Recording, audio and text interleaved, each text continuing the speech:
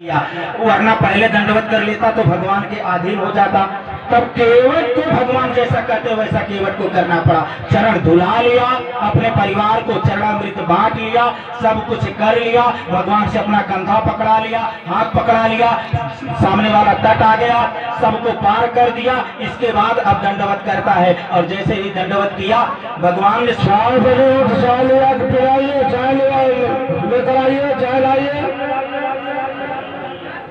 भगवान ने सोचा कि कोई भी साधारण आदमी इसकी नौका में विहार करता होगा तो कुछ न कुछ देता होगा। मैं चक्रवर्ती का बेटा, जिनके बल का प्रताप तो देखिए, मेरा बाबा तुलसी मानस में कहता सुरपति बसाई बाहुबल जाके नरपत रहे सकल रुकता के। जिनका दाहिना बाह उठता था, पृथ्वी के जितने भूपति थे, जितने नृपति थे, अपने मुकुट मंडल जिनके चरण मंडल में घिस दिया करते थे।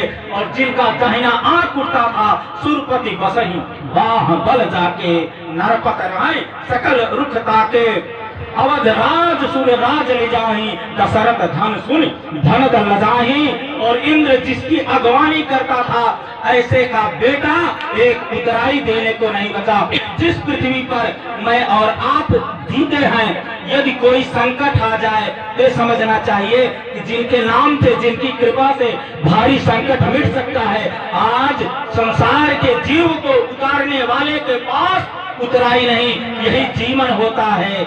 कभी खुशी कभी गम, कभी सुख कभी रात। दुख आते हैं सुख जाते हैं, सुख जाते हैं दुख आते हैं, सुख आते हैं दुख जाते हैं, दुख जाते हैं सुख आते हैं। इन आते जाते सुख दुख में हम मस्त रहते हैं, हम मस्त रहते हैं, हम मस्त रहते हैं। जंगल में रहो या बस्ती में, मस्त रहो अपनी मस्ती में। इसलिए भगवान ने बोला नहीं। भगवान के मन में चिंता हुई कि मैं चक्रवर्ती का बेटा, लेकिन मेरे पास एक चक्र देने को नहीं बचा। कृष्ण अवतार में तो कृष्ण उदासीन होते हुए भी चक्र रखते थे, लेकिन भगवान के पास कुछ नहीं है। तो भगवान ने मन में तकलीफ महसूस किया और सीता समझ गई इसका नाम पत्नी होता है। कि पति बोले ना और पत्नी समझ जाए, उसी को तो पत्नी कहते हैं। आजकल की व्याख्या तो बहुत अलग है, समय नहीं है, मुझे केवल प्रसंग में जल्दी प्रवेश करना है। आजकल तो ऐसा कहते हैं कि एक पति ने कहा कि चोर बहुत आते हैं, घर में कुत्ता पाले। कोई नहीं था। पत्नी ने तत्काल जवाब दिया, कुत्ता पालने की जरूरत क्या, आप ऑलरेडी मौजूद हो ना। आप समझ गए कि पति को क्या बना दिया। लेकिन भूतकाल में इतनी एकता थी कि पति के मन की इच्छा, मन में क्या चल रही। पति मेरे राघवेंद्र सरकार बोले नहीं, जो जगतपति हैं, जो रघुपति हैं, जो जीवपति हैं, उनके मन की बात समझ करके और सीता जी मुद्रिका उतारना शुरू करती। यही सिया की जान निहारी, मणि मुदरे मन मुदित उदारी। हमारे श्री राम भद्राचार्य जगत गुरु भगवान कहा करते थे, हमारे पूज्य पिता बजरंगी जी ये अर्थ मुझे बताए थे, जो पति को पतन से बचाए उसका नाम पत्नी है। पतनात त्रायते इति पत्नी ही स पत्नी, उसको कहते हैं। अब तो wife is life for life. कितने जीवन की गिरावट हो गई। पहले दरवाजे पर लिखा जाता था जय श्री राम, जय सिया राम, जय श्री कृष्ण। उसके बाद लिखा जाने लगा स्वागतम, उसके बाद लिखा जाने लगा सावधान, यहाँ कुत्ते रहते हैं। समझ जाइए कितनी गिरावट हो गई है। कहते हैं कि गीध अगर छत पर बैठ जाए, पिताजी, गीध छत पर बैठ जाए, छत को अशुद्ध मानते हैं। मैं कहता हूँ, जिस पति का पत्नी के लिए चरित्र और जिस पत्नी का पति के लिए चरित्र, समाज के नैतिक व्यवस्था को बना करके अगर एक निष्ठ हो जाता है, वह परमात्मा के वह गीध अपने चरित्र को बचाते हुए सीता के चरित्र की रक्षा किया। नहीं समझे कि पति का चरित्र पत्नी में और पत्नी का चरित्र पति में एक निष्ठ एक ही जगह स्थिर हो जाए और समाज का नैतिक पतन न टूटे, तो जो गीध छत पर बैठते हुए अशुद्ध माना जाता है वो सीता का चरित्र बचा करके परमात्मा की गोद में बैठ सकता है, परमात्मा का धाम प्राप्त कर सकता है।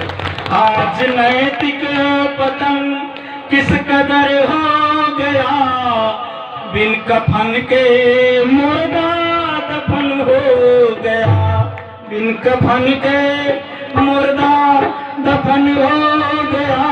आज नैतिक पतन इस कदर हो गया। कदर घोटाला कर दीक्षित बताते थे, जिसे भारतीय संविधान के किसी संशोधन से न टाला जा सके उसे घोटाला कहते हैं। जब देश चले मधुशाला से, संसद चले घोटाला से, धन दौलत की धारा बहती विश्व बैंक की नाला से, भोजन और वजीफा चलता तुष्टीकरण मसाला से। याद रखिए, यहाँ इलेक्टेड लोग नहीं सिलेक्टेड लोग आते हैं। कागज नोट नहीं बन सकता यदि रिजर्व बैंक के गवर्नर की मुहर न हो। दुनिया में कोई व्यक्ति भगवान को नहीं प्राप्त कर सकता यदि भगवान के रूप में उसका वेदों में उल्लेख न हो। हमारे यहाँ 2 परमानेंट भगवान हैं। कृष्ण कहने में जीभ चली जाती है, लेकिन राम पुरस्कार में फिट बैठ जाते हैं। राम राम पढ़े लिखे सज्जन होकर ऐसा काम करते, राम तिरस्कार में बैठ जाते हैं, क्योंकि मोहनडम धर्म पढ़ा तलवार के बल पर, मोहनडम धर्म पढ़ा तलवार के बल पर, ईसाई धर्म चला व्यापार के बल पर, सनातन धर्म जीवित है संस्कार के बल पर जीवित है। साहब ऐसा संस्कार और चरित्र सरकार की कथा में आने से होगा।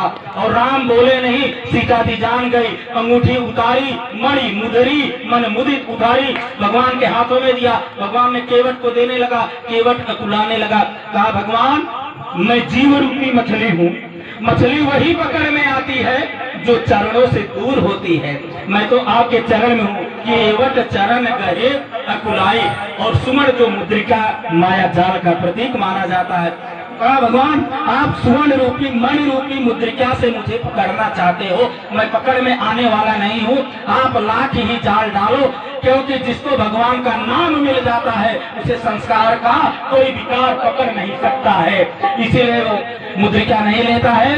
और भगवान बहुत कहते हैं, इसके बाद केवट बोलता है, फिर चौपाई गाँव अब कछुनाथ न चाहिए मोरे, अब कछुनाथ न चाहिए मोरे, दीन दयाल अनुग्रह तोरे।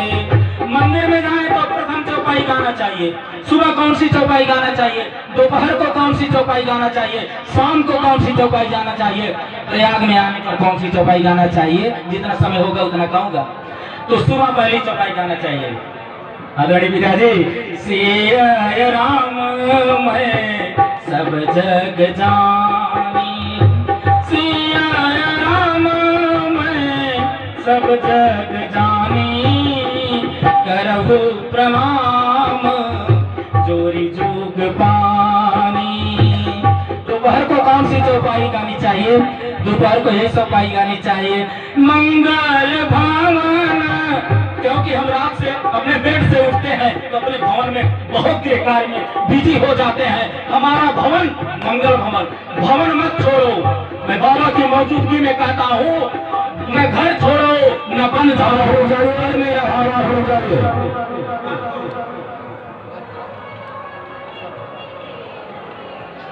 7 बजे चाय का टाइम पाए, जिनको केवल दर्शन करना हो 7 को आए। दक्षिणा नहीं मिलेगा, दक्षिणा जिसको लेना हो 7 बजे से 8:30 बजे तक चाय के टाइम पर आए।